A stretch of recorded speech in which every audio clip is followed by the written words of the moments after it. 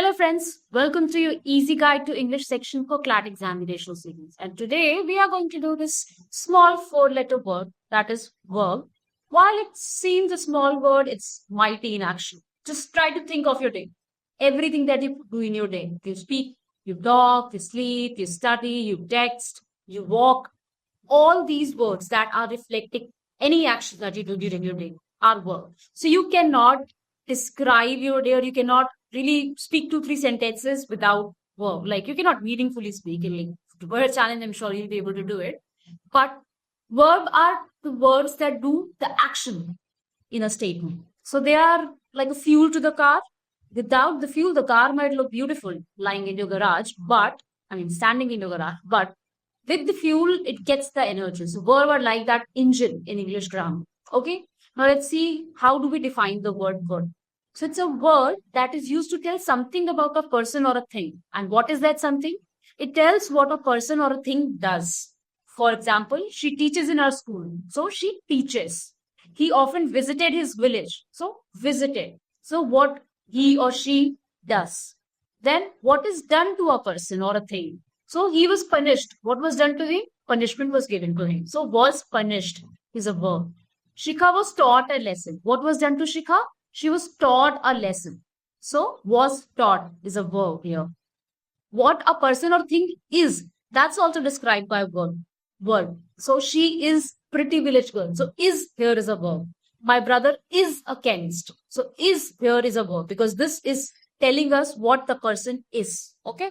We'll try to understand this in more detail by understanding various classes of verb. So there are two broad categories of verb, that is auxiliary verb and the ordinary or regular verb. So auxiliary verbs are the helping verbs. They are like is, am, are, was, were, do, does, has, have, will, shall, etc. So they are sort of helping the main verb.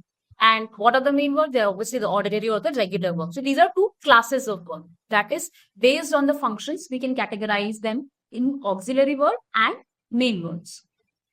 And the main verbs are the ones that are doing the action. They are play, run, read, write, etc.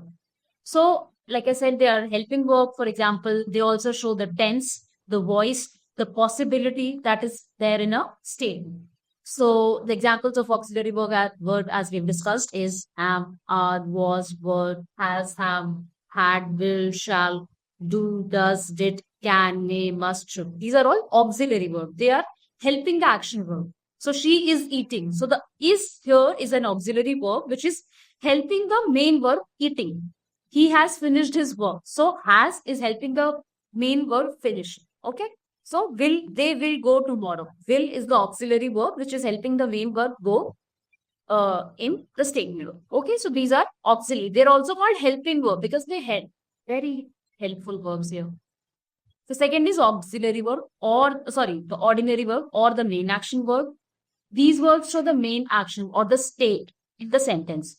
For example, to work, to play, to write, to eat, to sing. So these are all telling you some sort of action that is going on or what is the state of the verb or the state in which the subject of that statement is. For example, she runs fast. So the action of running is good being shown here. They played football. Again, the action of playing is shown here.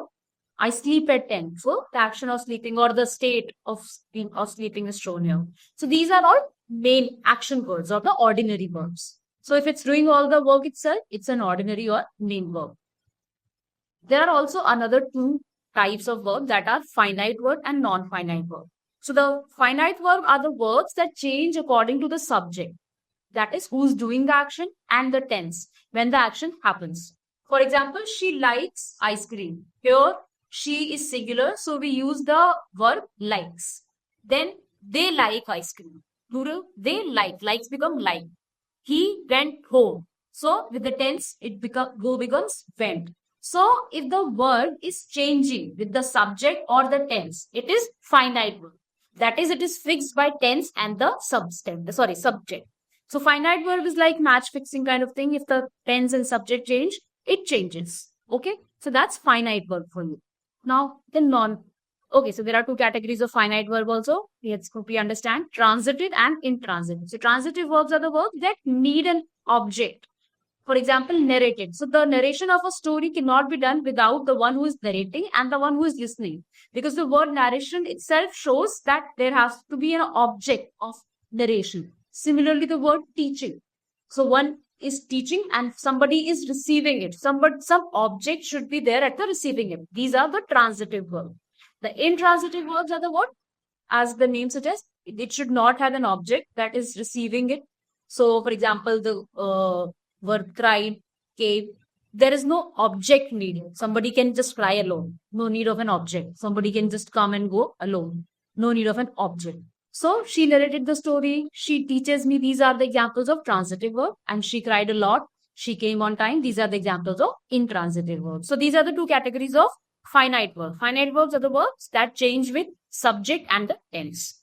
Now, non-finite. So they do not change with substance or the tense. Non itself should tell you that, okay, they are very firm and they are not going to change. So they are not limited by person or number. They are used without worrying about who is doing the action. And there are three types of non-finite verbs. That is infinitive, gerund, and participles. And these are the verbs that take form of different things. These are verb forms that take different roles. Sometimes they take role of noun or adjective or non-adjective and adverb. So we will just see what these are. So it's very easy to identify them. So first category, infinitive. So if you see the word to attached to the verb, it's an infinitive. It doesn't show tense or subject because of course it's a non-finite word. It is used as a noun or adjective or an adverb in a sentence. Let's see how it works. So he wants to eat. They want to eat. I wanted to eat. Now we see that there are singular, plural, or tense is changing, but the infinitive to plus verb, to eat, to eat, to eat remains the same in all the three statements. So the word to eat stays the same in all cases. So what do I want to eat? So the answer is given by what do I want? Sorry, what do I want? If you ask this question, the answer is given by to eat. So it is acting as the object of the verb want. So it's a noun here. Okay, similarly, if we think of a sentence, he came to study. Why did he come? To study. So to study tells us the reason. So it's acting as an adverb here. So to study, to eat, to play, all these infinitives, they stay the same. They do not change with the verb. They do not change with the tense or the subject, but they stay the same. But they sometimes play the role of a noun, of an adjective, or an adverb. But they stay the same. So if you see 2 plus verb, it's an infinitive. Okay. Now, gerund. So gerund, how do you identify a gerund? It's a verb plus ing form. It is used as a noun, but it is not showing action. For example, swimming is my hobby. Now, the act of swimming is not happening at this point, but it is the subject of the statement. Swimming as an activity is being used here. It's just the subject of the statement. I'm just telling that this is my hobby. So the action is not happening here, but this action word is so acting as a noun. Similarly, I like dancing. So the act of dancing is not happening in this statement, but it is acting as a noun. So verb plus ing form, again, it's a gerund. Similarly, reading helps you learn. The act of reading is not happening at this point, but reading is the verb plus ing form, a gerund statement. Here it is acting as a noun, the subject of this statement. The third category, participle. So a verb form used as an adjective or a part of word phrases. These are the participles. Now there can be two types of participle. Present participle, that is verb plus ing, which is describing something. Again, past participle, that is verb in third form, which is describing something. You'll understand better with an example. For example, the crying baby needs milk.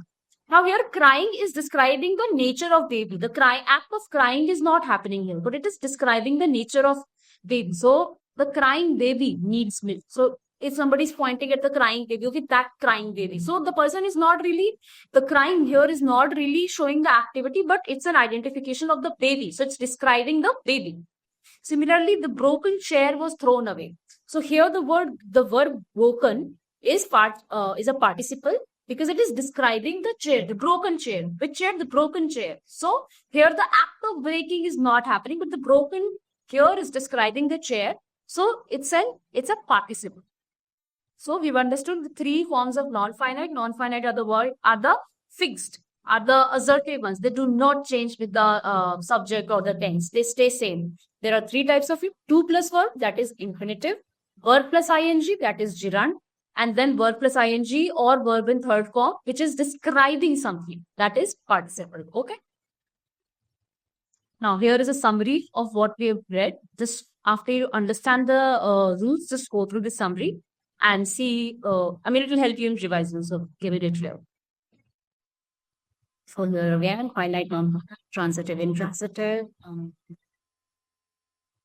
Now, I hope we've understood what verbs are and we've seen verbs from different angles. Now, let's get to the rules. So, the first rule is when two subjects are joined by a certain phrase.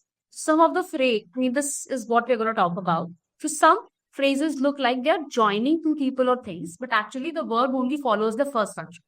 So, what this rule is trying to say that there are certain phrases like as well as, like, unlike, besides, in addition to, with, together with, along with, and not, rather than, go less than, except, nothing but, more than one. Now, these phrases you have to keep in mind. So, these phrases feel like they are joining two clauses, but you have to understand the verb will be followed by the subject that is closer to it. I'll give you an example. The director as well as the dancers were honored. Here the word verb is wrong. Why?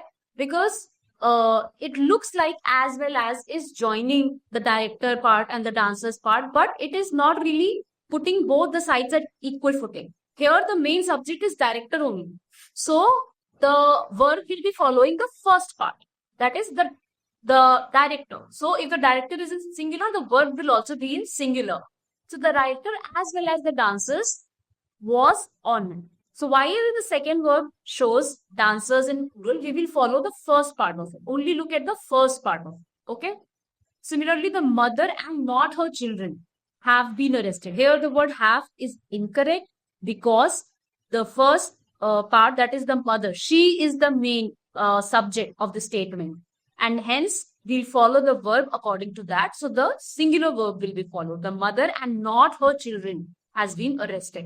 So if you look at all these phrases, no, they do not put both sides at equal footing as well as. So this shows that the first part is the primary subject and the other is just like that one. So the first becomes more important. No, the second is just copying it as well as. Similarly, like. So first part is the one and the like shows that like this. So copying, sort of copying it. Similar is the case with unlike. Similarly with besides, that this is there, but besides this. So obviously, if you try to understand each of these phrases make one subject more important than the second subject. And that is why the verb follows the first and the primary subject. That is why if the primary subject is singular, the verb will also be singular. I hope you understand that, because we have more of such rules. It is important to understand these phrases. Otherwise, you'll get very confused. In the following rules.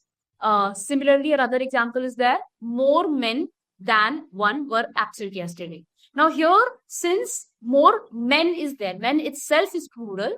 That is why the word were, the verb were here is correct. More men than one were absent yesterday. Similarly, nothing but truth is impossible, is immortal. So here, truth is the main subject and truth is singular. So truth ke saath we follow singular verb. Okay. So always look at the first noun before the above phrases that are given here. The verb should match the first noun and not the one that is after the phrases. Okay. So just keep in mind, just see what these phrases are doing. Nothing but they are giving importance to the first subject. And that is why this rule, that when you see these phrases, they are not joining both parts at equal footing. They are giving more importance to the first subject. And hence, the verb will follow the first subject. Okay? I hope you remember this, because now this rule might confuse you a bit. Here, this second part of the rule says, when two subjects are joined using pairs like not only but also, neither nor, either or, none but, the verb agrees with the subject that is closest to it. Did I say this line for the first one? If I did, I'm really sorry. Okay. So when you see a pair, you can see that both sides of the sentences will be pretty much at equal footing. This is how you can remember. It's not necessary, but this is how you can remember. Not only, but also. This shows that not only first part of the sentence, but also second. So this phrase is giving importance to both sides. And hence, in this case, we go with the proximity rule. We follow the verb according to the closer subject. Okay, so neither nor. Here again, neither this nor that. That means both part of the statement have been given equal footing. So in this case, the subject that is closer will be determining the verb. Now let's look at some examples. Neither the students nor their guide were found. Now here you cannot say that, okay, we'll follow the first part. No, because neither the students nor their guide, both are being talked about. Both are important. So in this case, we'll follow the proximity rule. We'll follow the subject that is closer. So the guide was found because the guide is in singular. So we use was and not were. Neither the students nor their guide was found. So this is correct. None but the leaders is responsible. But here this leaders is closer and that is in plural. So none but the leaders are responsible. So here again, we'll follow the subject that is closer because both clauses are at equal footing. Both subjects are at equal footing. One or two books are needed because books is a plural and that is the closer subject. I or he is to be rewarded. Again, here he is closer and he is singular, so we follow the singular verb. Am I or he to be rewarded? Again, he is closer, so am I or he? I is closer, so am is used. Okay, so I'm sorry, my bad. Where the am is the verb, and so I is closer, so am is used. So am I or he to be? Okay. Now, 2003. Another part of it is use of words like neither, either, none, each, every, or anyone. Now, when these verbs come at the beginning, they act as singular subject. So a singular verb has to be followed. So remember, neither, either, none, anyone, each, everyone. So with them, you will use he, she, it type of word because they are singular. So neither of the two boys have done it. No, the neither of the two boys has done it. Here, since it is at the starting, so the singular will be followed. Each of the students is obedient. So each of the students are obedient would be incorrect. Either of us has done his work.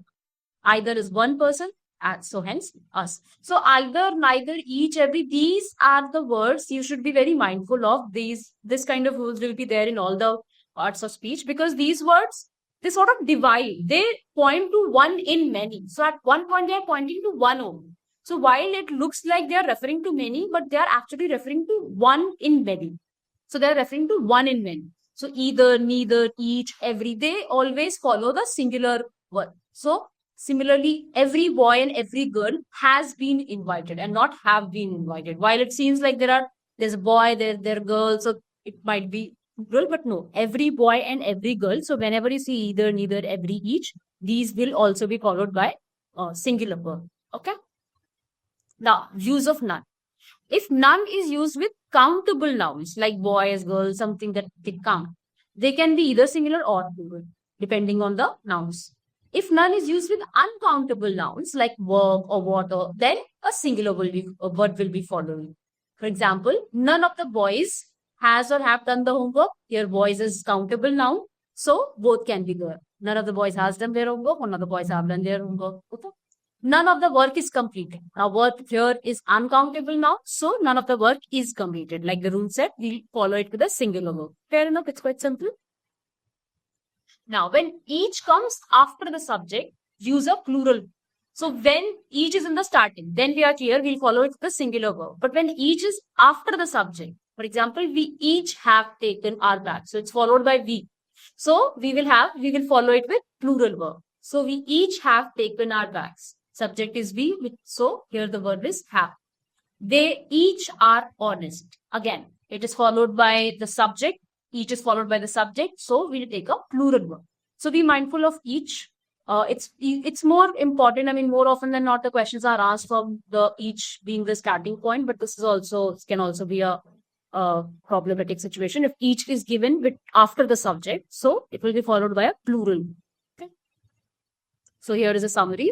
Each at the starting, each after the subject, none with countable noun, none with uncountable noun, either, neither, and either or neither marks. Okay. So what are the verb type to be followed and what some of the examples for you to learn.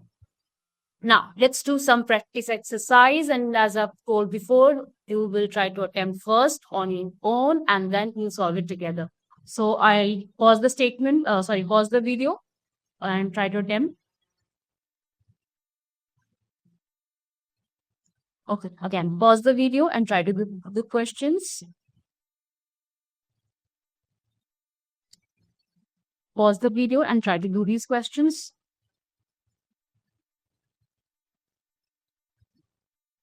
Okay. Let's go. So neither of the players dash fit to play the match. So what will be the answer here? Neither of the players is fit to play the match. Each of the girls received a prize. So again, each is in the starting and not after the subject. So each of the girls each of the girls has received a prize. None of the water is uncountable, so singular. None of the water is spilled. Every student and every teacher was present at the event because every again is pointing to one at a time. So what's option C? Option C, right? Either Ravi or his brothers completed the project. So either or and either. There are two situations. So what was the case with either or? Either Ravi or his brothers have completed the project. I also get confused. None of the answers dash correct. None of the answers are correct. Okay, because after none, the answer is countable. So the singular or plural both can follow. Here, were is not there, so are correct. They each dash submitted their documents. They each have submitted their documents. Because each is followed by the subject they, so we'll go for plural. Either of the roads dash vlog. Either of the roads is no, because either is pointing at one at a time, so it is followed by singular. That's correct. It's correct. None but the brave dash rewarded. Okay, this one is a tricky question. So the brave here is the brave people. So some of you might think that the brave is uncountable noun and you might go for the singular. But here the brave is used in a way that it refers to the brave people. So here none but the brave were. So it will be treated as countable. So none but the brave are rewarded. So the plural will be followed. Okay. Yeah. So I also got confused for this one. So this has been a question in some exam. So be mindful that in the adjectives, I'll explain this concept of the brave or the rich. They representing a category. So the brave here is used in the sense of the brave people. So that's why it becomes countable noun, and hence the rule of freedom will be followed. Now, the rule 3. The rule 3 talks about singular verb with plural nouns of measurement and time. So when plural looking words like miles, rupees, hours, years, kilos, liters, etc., we are talking about a total amount or one complete unit. The word will be singular. So by this, by now you might be getting a sense when we are referring to one single unit, even if it comprises of many units, the verb will be singular. This is the mota broad sense that you should have. So if the sentence talks about total amount as one thing, then it will be followed by a singular verb is or was. For example, 4 miles are not a long distance. This is wrong because we're talking about 4 miles together. We are not referring to each mile in this whole 4 mile thing. So here this whole distance is being talked about. 4 miles is not a long distance. So it will be followed by is and not are. 4 mile as one full distance is being discussed, and we are not referring to or thinking about each mile. When you hear the statement, you think of 4 mile, and you'll be at the end of the 4 mile. The 4 mile is a long distance. You worked it, okay, this is a long distance. You're not referring to each miles here. Similarly, 200 rupees was a large amount. Here, you're not referring to each rupee note or anything. You're just talking about the whole amount. This whole amount is large amount. So that is why this will be followed by a singular verb was and not were. So 200 rupees, one total sum of money. Now, some examples where we are referring to the measurements and time, but we are like referring to the individual of them, and then the plural words will follow. For example, 50 eggs were broken during the transport. Now we are referring to like 1 egg broke, 2 egg broke, 3. So we are like imagining each egg breaking. So each breaking of each egg has an impact on this whole number of 50 eggs. So 50 separate items, and hence the verb following this will be plural. The 50 eggs were broken and not was broken. Okay. Similarly, 5 bottles of juice were spilled on the floor. Here, each and every bottle of juice spilling is having an impact on the statement. So 5 bottles of juice, first bottle, second bottle, third bottle. So 5 bottles of juice were spilled on the floor. So when individual item comes in the mind, then the word, then you think of many things. Then it looks like you have in your mind, it can picture many things, and hence plural noun, so plural verb. And when you're talking about it as a single unit, so singular noun, singular verb. Okay. So amount as 1 singular verb, that is 100 rupees is not enough. Specific items, things not as total, then plural verb. 100 rupees notes were scattered on the floors. Here the sense is of notes. So total 100 rupees, but different notes were scattered on the floor. So verb. Okay. Now let's quickly do this exercise. Pause the video and do the questions on your own. I'll pause for a few seconds. Again, pause the video and do these questions on your own.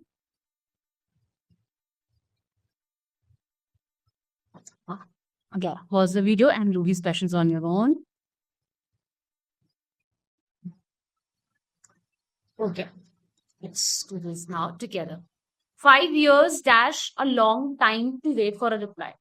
Now, when you think of it, you're not thinking of each year. You're thinking of 5 whole year. This is talking about this big chunk of years. 5 whole year is a long time to wait for a reply. 200 rupees dash a big amount in the 1960s. So was a big amount, because we're talking about this whole amount, this whole chunk of money that was, its representation in 1960s. So it was a big amount in 1960s. Singular verb. 10 liters of milk dash required for the recipe. 10 liters of milk is required for the recipe. So again, here we are referring to the whole amount of milk at one point, and we're not thinking about 1 liter here, 2 liter here. This chunk of milk in a one container, 10 liters, is required for the recipe. So is singular verb. 4 miles dash a short walk for a soldier. Again, you're talking about this whole distance, this whole chunk in one unit. So 4 miles is a short walk for a soldier. 2 hours dash enough to complete the paper. 2 hours are enough to complete the paper. Again, we're talking about this whole chunk. We're not talking about half or then another half, or we're not individualizing the minutes or hours and things like that. 50,000 rupees spent on furniture. 50,000 rupees were spent on 50,000 rupees was spent on furniture, because again we're talking about this whole chunk. Itna paisa check kaat ke give it. So yeah, whatever, check cash. But the thing is, this whole one amount was spent on furniture. So was spent on furniture. Okay.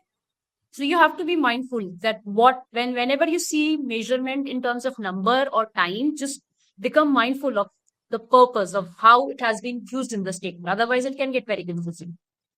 10 kilos of rice stored in the containers. If you picture it, you see one container. So you can just scratch it as one unit. So is stored in the container. Some 20 rupees notes dash lying on the floor. Now you're thinking about different notes. Some 20 rupees notes. So there are many 20 rupees notes. So individual notes we can picture. So some 20 rupees notes were lying on the floor. 5 kilometers dash a good distance to jog in. Again, talk about one chunk of distance. So 5 kilometers is a good distance to jog in.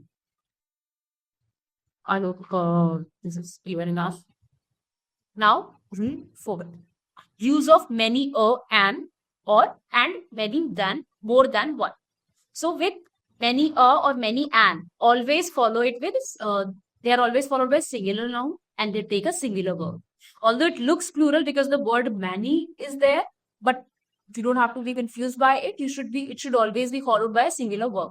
So many a student has failed this test, or many a student have failed this test would be wrong, because many are or many and, depending on the vowel, is to be followed by a singular verb.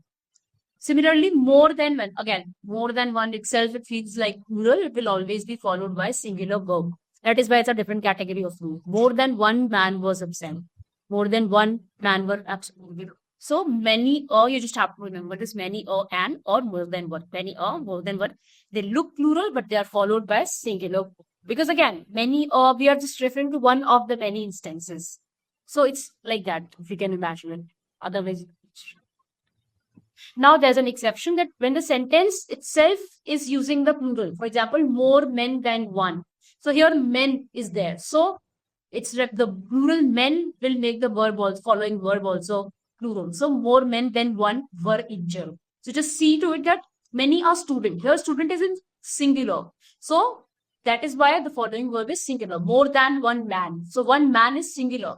But here the noun has also become plural. So hence the following verb also becomes plural. So even if many are or more than are is there, just see the noun that is present there is singular or plural. So that should be taken care of. But many are, do not be confused with many or and more. Many and more do not impact the singularity or plurality of the sentence. Okay. Now let's do the practice exercise. It's very simple. Just pause and do it. Pause and do it quickly. Pause and do it quickly.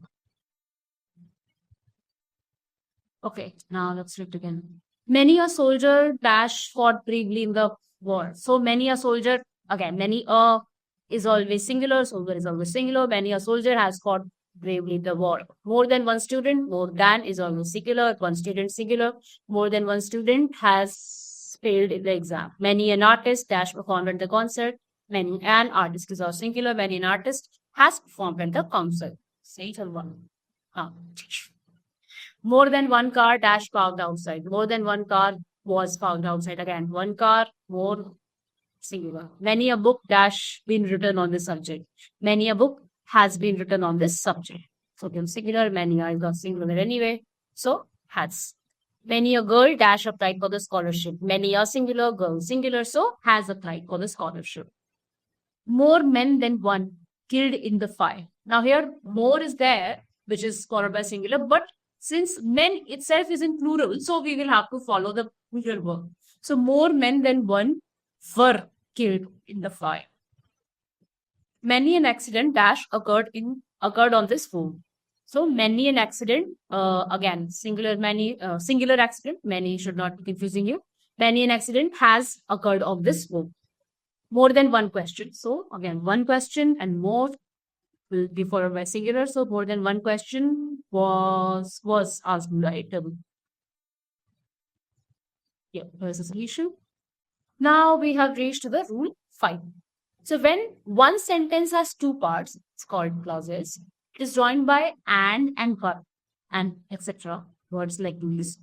The verb in the both parts are different in form, tense, and number or voice. Then you must mention each word separately. One word cannot work for both the clauses if the word forms are different. Now let's first look at the example and then we'll understand it better. So here are two possibilities. There are two sentences being joined by and or but.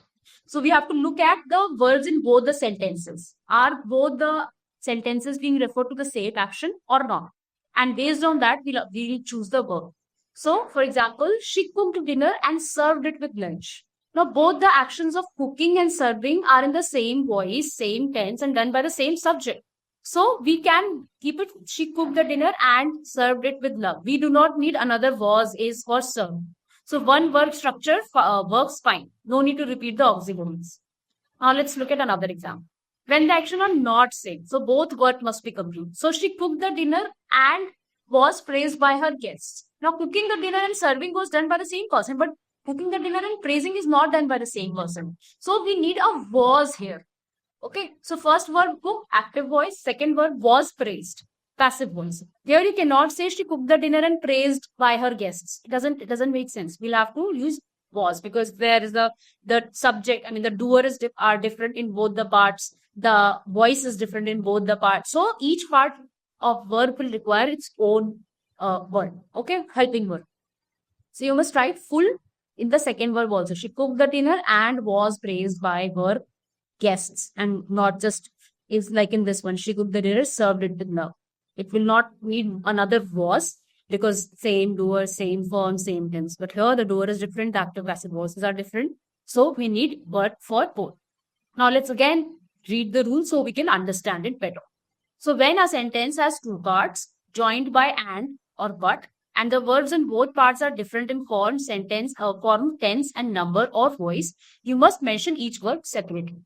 Again, one word cannot work for both clauses if the word form are different. I hope now you understand. Okay. So if you have understood it, so I'm sure you can attempt these questions on your own. So pause the video and do it. So again, there'll be 3 slides. So I'll wait for 2-3 seconds at each slide. Please pause and do those questions on your own first, and then we attempt them together as we go. Okay, so we have just 5 questions for us.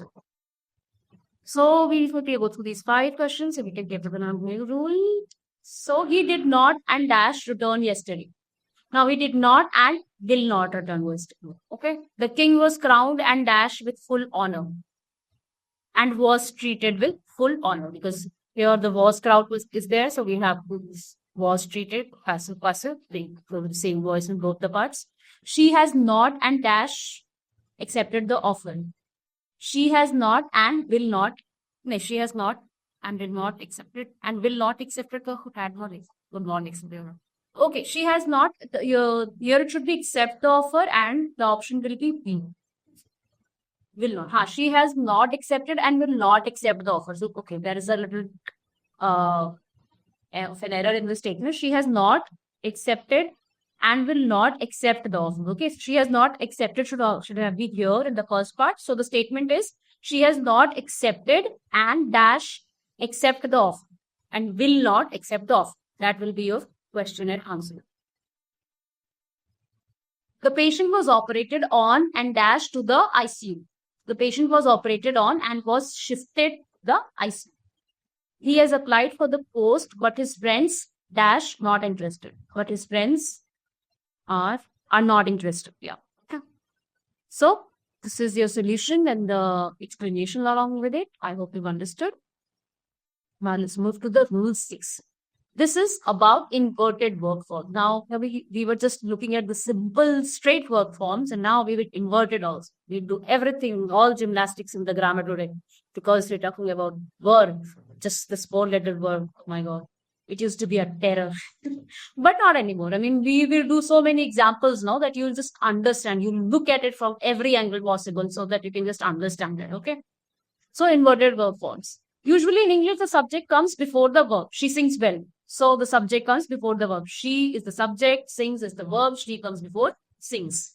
But sometimes we use inverted form of verbs. The verb comes before the subject. This happens in special cases. This has to be special. It's inverted after all.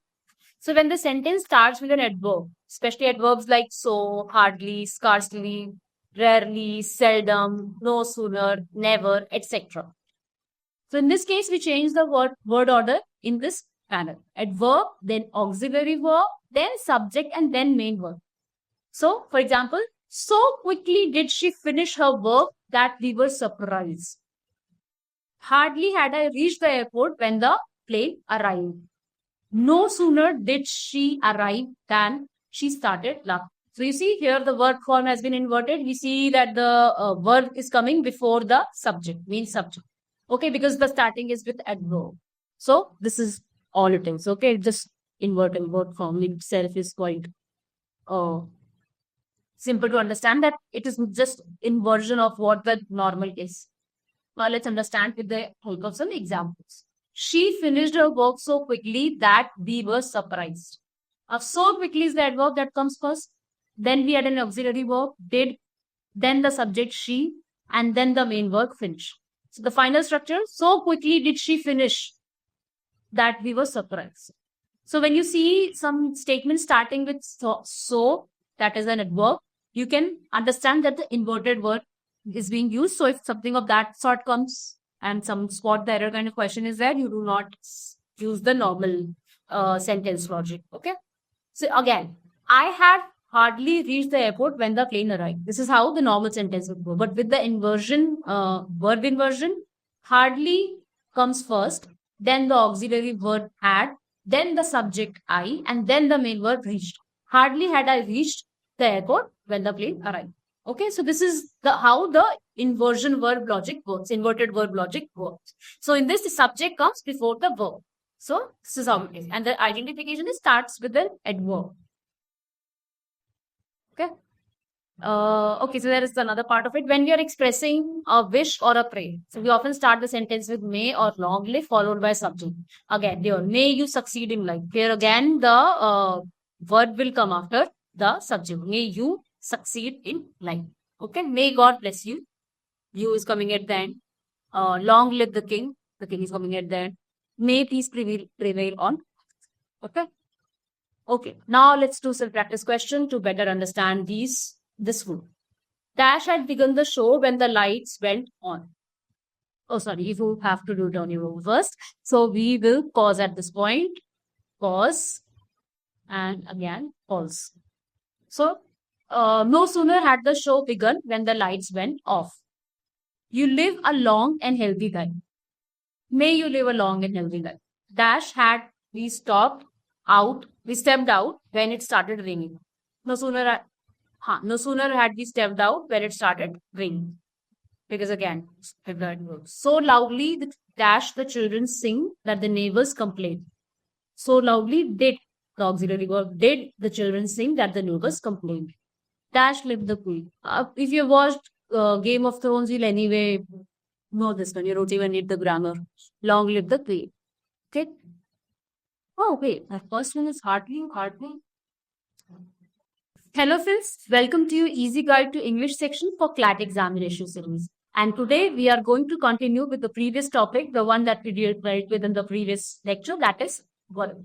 Because the small 4-letter word is very important and it is a source of a lot of errors and hence one of the favorite topics of the examiner. So we have to look into it very, we also have to look into the nuances of this. So, since we have done most of the rules and the basics of the topic in our previous lecture, so if you have not watched it, I would request you that you watch the previous lecture before you get to this point, because otherwise you won't understand a lot of things, a lot of words, a lot of jargons that I'll be using here. So it's better that you first complete the previous lecture and then you get to this video, because again, like you can see, I'll be starting with rule 7. So we've done all the rules before this in the previous lecture. Okay. Okay, then let's start with the rule 7. Bond. James Bond, 007. Never mind. So, when to use the singular verb? In some special cases, even though it looks like we are talking about two things, but we actually may be referring to the singular thing, and hence the singular verb will be following it.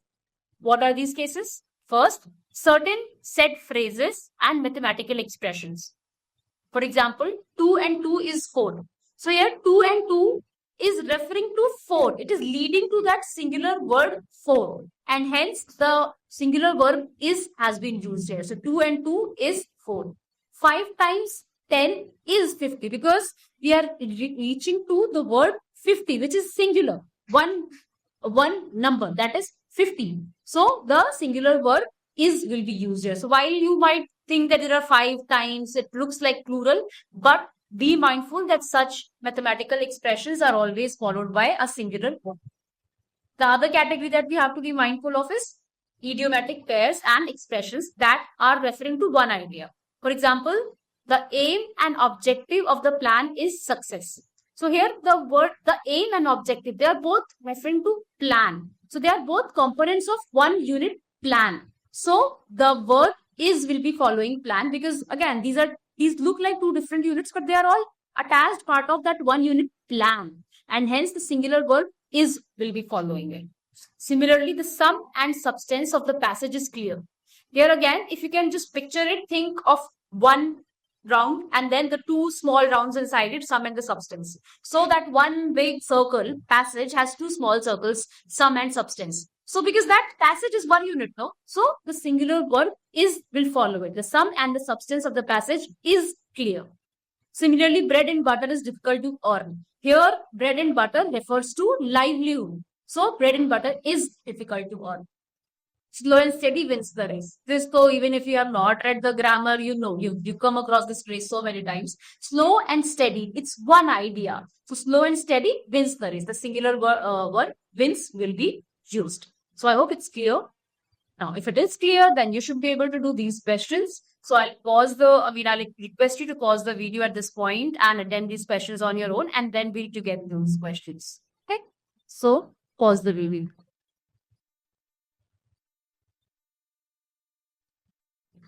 Okay, I hope you've attempted the questions and you've managed to get the answers. Let's see.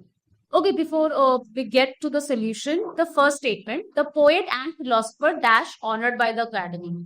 Here, the article the is only before poet and not philosopher. So this shows that the poet and the philosopher are being referred for the same person. So this is one person who is also a poet and a philosopher. And this one person is being honored by the academy. Because we are referring to just one person, then obviously a singular verb will be following it. So while you see the poet and philosopher, don't think there are two people, because there is just one the used before poet. If it were the poet and the philosopher, then it would have been two people. But the poet and philosopher, that means this one person embodying two qualities of a poet and a philosopher is honored by the academy or was honored by the academy. Okay. So singular verb will follow. So be mindful of that also. For example, the chairman and MD. So here the chairman and MD is same person. So again, singular verb will be following this phrase also. Okay. So if both the titles are referring to one person, the singular verb will follow. This is also one rule that you can think of. But again, it's very commonsensical also, if you can just understand the basics of subject verb again. Now, the second question. The aim and object of this book dash to help students. Again, aim and object are leading us to this one singular book. So, is to help students. Slow and steady, raise the race. I don't even need to explain this. My uncle, because obviously it's a single idea. I do need to explain this. My uncle and teacher dash coming to visit us today. So my uncle and teacher. So since my is only before uncle, my uncle and my teacher, it makes my uncle and my teacher two different people. But my uncle and teacher. So my uncle has also been my teacher. So he is coming to visit us today. So my uncle and teacher is coming to visit us today. Bread and butter kept on the shelf. So here, because we did in the previous example, bread and butter is kept on the shelf. Is it? Do you think that's correct? No, because bread and butter here are not like livelihood. These are two things, two objects. So bread and butter are kept on the shelf. Okay. Oh, 2 and 2 is 4. Because again, we did this mathematical expression followed by singular verb. 2 and 2 is 5 times 5 is 25. Again, mathematical expression which is leading us to that one singular number 25. So is, which is the singular verb. The sum and substance of the letter dash that he wants to design is, again, the sum and substance, both of these entities are about the letter. So we follow the singular verb that is after the letter. No man and no woman dash ready to speak up.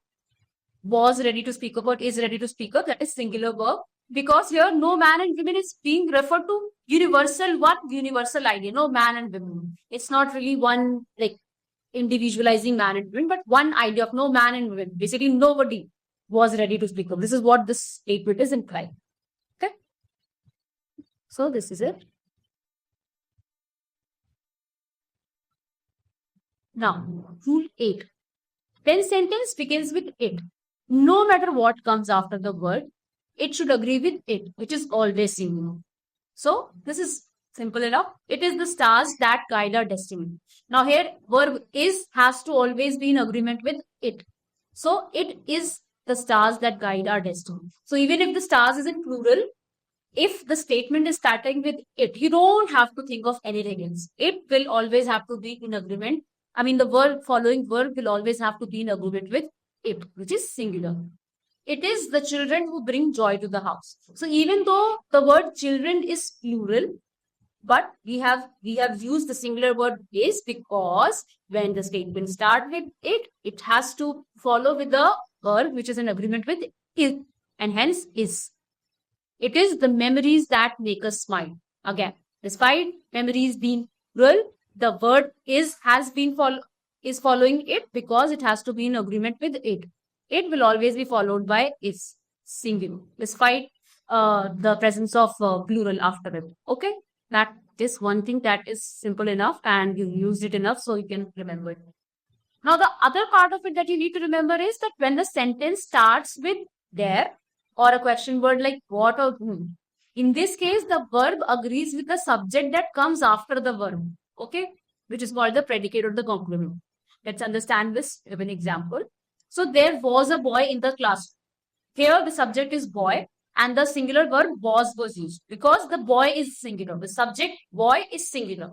So, the was is in agreement with boy. Unlike what was happening in it, the is was in agreement with it. But here the was is in agreement with the subject that is following the verb and not preceding it. Okay.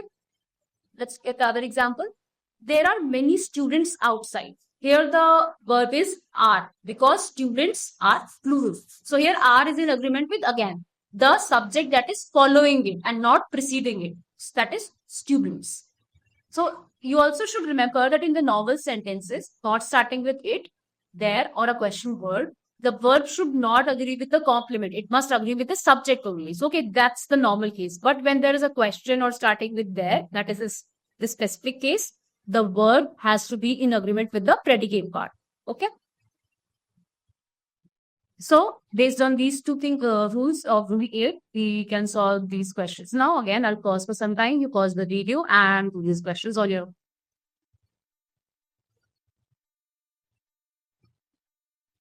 Okay, let's see what these questions are. So, use the correct form of verb in each sentence. It dash the dog that barked all night. Again, it has to be followed by, the verb that is followed, that is to be following it has to be in agreement with it. So it is the dog that barked all night. There dash two books on the table. When a statement starts with there, then the verb will be following the subject of the predicate part. That is books, which is in plural. So there are two books on the table. There dash a pen and a notebook in the drawer. Again, starting with there. So the verb will follow the subject of the subject in the predicate part. Not the subject, the predicate actually. So there is a pen and a notebook in the drawer, or there was a pen and notebook in the drawer. Who dash responsible for this mess? Who is responsible for this mess? Again, this is a question. So it will follow the predicate part. The verb will follow the predicate part. That is, who is responsible for this mess? It dash the little things that matter. It is the little things that matter. It is the little things that matter in life. So you might have heard this statement otherwise also, but then it is so simple enough. I don't think you even have to know the grammatical rule. Instinctively, it is what gets to your mind. There dash no hope left after the storm. There was no hope because hope is, again, uncountable, so singular. What dash your plans for tomorrow? Again, the verb will be in agreement with plans. So what are your plans for tomorrow? It is they who raise the complaint. So this is it. Now, rule 9. So what does the rule 9 say? Sometimes, even if a noun looks plural or singular, you choose the verb based on what it means in the sentence and not the grammatical one. This is where the grammar is also like, why just get to the feel, get how it feels. So just try to vibe with the statement. So, for example, a large number of and the number of. So the phrase a large number of, it means many. So we treat it as plural. So a large number of students were absent because it means many students. So it's plural. So we will use the plural form of word, that is were. But when we say the number of, it means it is referring to one singular number. It could be like a non-single number. It could be 2, 3, 10, 20, 50, 100, but it's just one number. So because we're referring to one number, it's a singular concept and hence the singular verb will follow. So the number of students has decreased. So because say the number of students was 50, this is one number, no? So if it has decreased to say 45, again, it's one number, no? So the number of students has decreased because we're just referring to one number and not many things. So just remember the number of and a large number of. So there's a difference. So when you have to understand how a phrase has been used in the sentence, does it give a plural sense or does it give a singular sense? You use the verb accordingly. Now there are phrases Again, to give you an idea, to understand how things are used and how you get a sense based on that. So words like variety, plenty, rest, a lot of, two-thirds, percentage, these words can again have contextual meaning, and hence they can the singular or the plural usage of the word can based on the context. For example, the phrase a lot of, when followed by an uncountable, like milk or work, uncountable subject. So we have a standard rule that the singular verb will follow. If it is followed by countable, like books, toys, plural verb will follow. Or with the phrase the rest of, again, countable, singular phrase will follow, uncountable, plural phrase will verb will follow. When it's basic. If you cannot count it, you just take it as one. If you can count it, then you know it can be plural. Then you obviously take it as plural, and hence the plural verb to follow. The phrase two-third of, book, singular. The phrase two-third of, people, you can count people, two-third of, like there are X number of people, two-third of it, you will have a number of. So you can count, will be a number of people in that field. Two-third of people would be a number of people. So plural.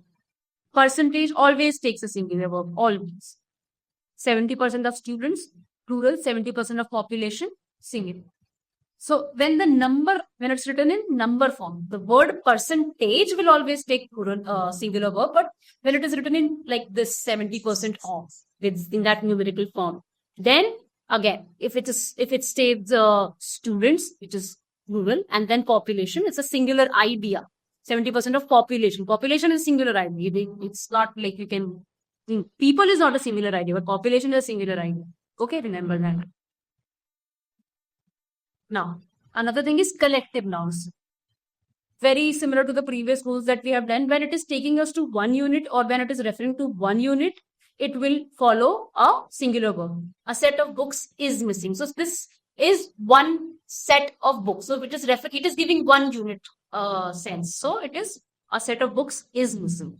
A bouquet of flowers is gifted. So bouquet is one unit. It has many flowers, but bouquet itself is one unit. So, sorry, a bouquet of flowers was gifted. So here again, singular verb. A pair of spectacles is broken. So this pair is this and this. Like both will be called a pair. So a pair of spectacles, we are referring to one spectacle because there are two glasses. So it's called a pair of spectacles, but we are referring to one spectacle. Basically one spectacle. So it's broken. So it will be followed by is. That is singular verb. So when you're referring to collective noun, that is if the unit is being referred rather than that individual component, then it will be followed by singular. So I hope you've understood this. It's fairly simple. If you just like get a sense of it, you'll be able to solve these questions. So quickly solve these questions and then we'll do that together. So I would urge you to pause the video at this.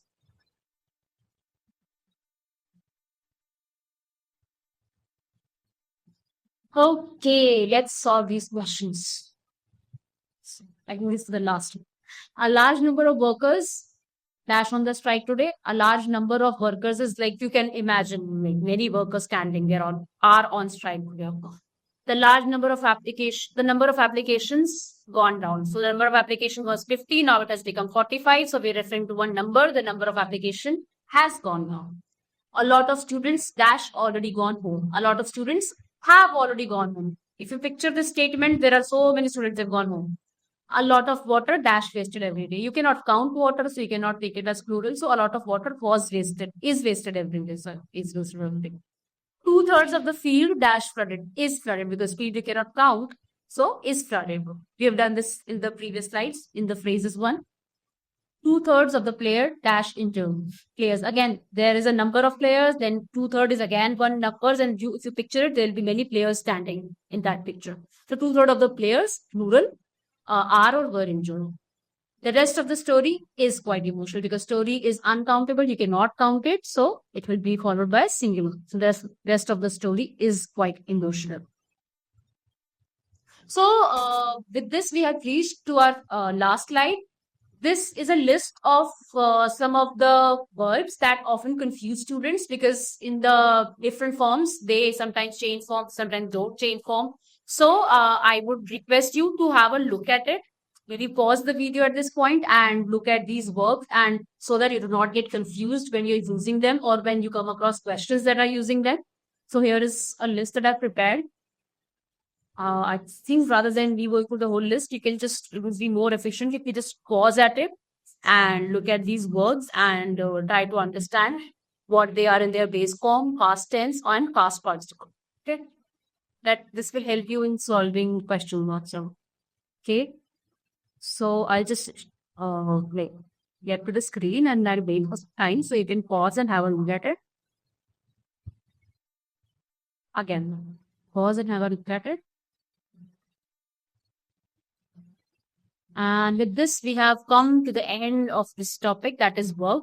And I would like to end this video with a very beautiful quote, that is, grammar is the logic of speech, even as the logic is the grammar of reason. So this is something that was very, it's a food for thought. So I would like to leave you with this food for thought. Just think about it if you're not too tired. So thank you so much. Thank you for your patience. I'll see you in the next lecture. Bye.